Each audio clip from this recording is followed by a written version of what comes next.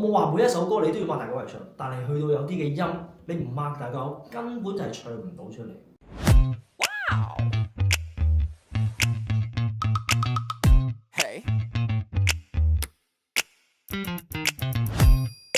大家好，歡迎收睇國峰老師嘅教學頻道。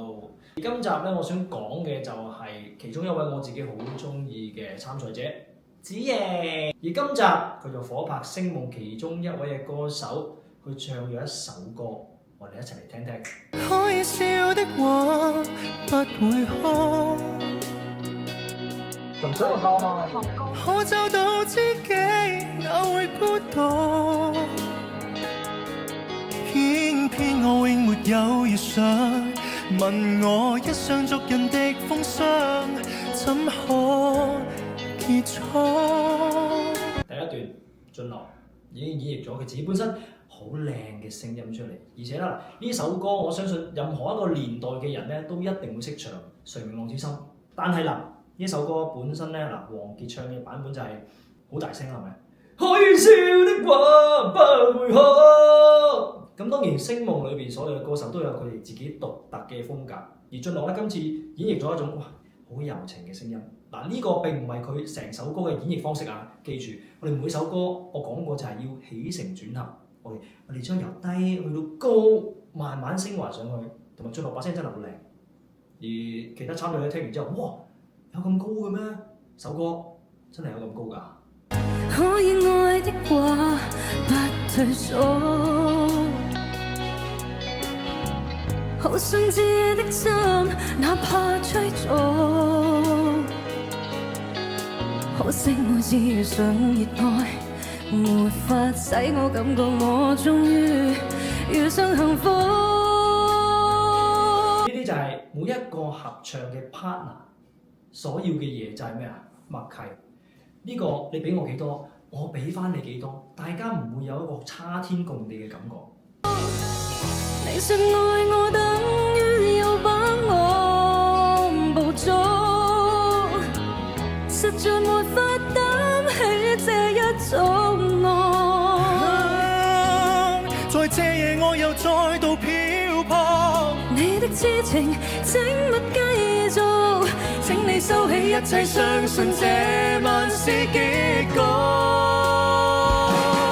頭先有個位咧，可能好多人唱嘅時候咧，都會有一個難度，就係、在這夜我又再度漂泊。嗱，呢個位一飄字咧，點樣飄上去咧？就係好似每一次我哋打喊路嘅時候一樣嘅。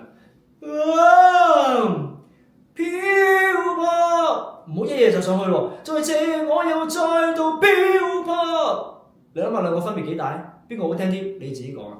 聽說太理想的戀愛總不可接觸，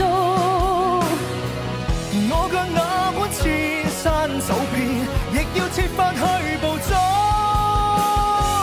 聽說太理想的一切都不可接觸，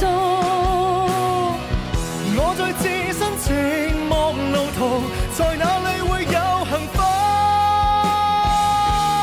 嗱，見到啦，阿俊樂佢唱歌嘅時候咧，用晒本身我哋唱歌一定要有嘅技巧。佢唔係嗌歌啊，記住，佢係將佢所有嘅力量咧一次過推咗出嚟。在哪裏會有幸福？同埋佢識擘大個口。OK，我冇話每一首歌你都要擘大個口嚟唱，但係去到有啲嘅音，你唔擘大個口，根本就係唱唔到出嚟。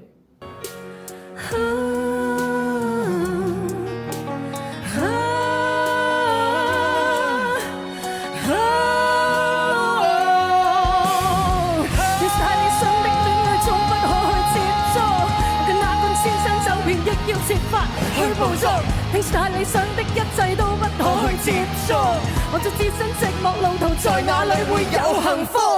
所以話阿子瑩咧，每次有驚喜嘅時候就係咁樣啦。當你聽到呢段 rap 嘅時候，我點能夠可以諗到喺一首情歌裏邊演繹到出嚟 ？OK， 呢個係特別之處嚟嘅，特別在於咩咧？佢唔正係玩翻以前舊式嘅一啲唱歌嘅技巧啊，唱歌嘅編曲啊，呢啲就係每一次佢出嚟有種亮點嘅情形俾大家見到。而且佢嘅形象我話你聽，子瑩嘅形象咧係百變嘅，佢嘅歌路都係多元化嘅。你說你愛等於要晚安捕捉，實在沒法擔起這一種愛。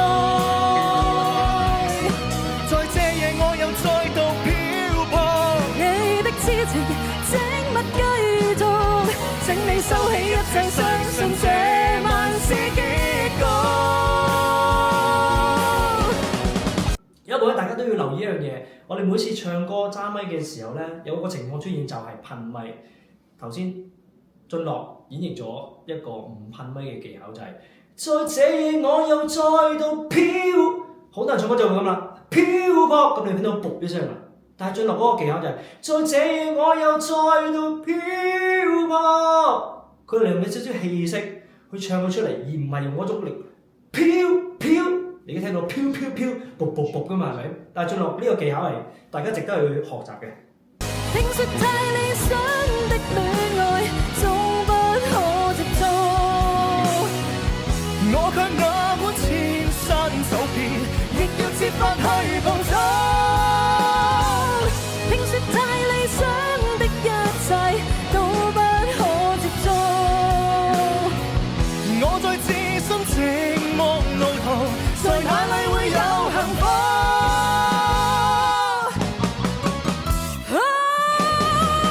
聽說太理想的戀愛，總不可接觸，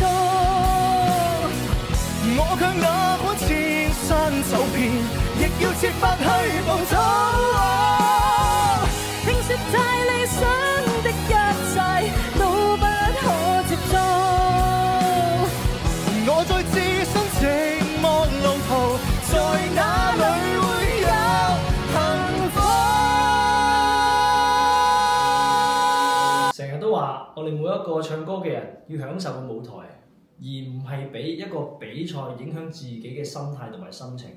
今日俊樂同埋子瑩真係唱得非常之好，我覺得驚喜有啦，感動有，同埋聲夢都係好多好唱得之人，大家都要留意下佢哋。仲有子瑩，你都繼續加油，俾多啲驚喜我哋。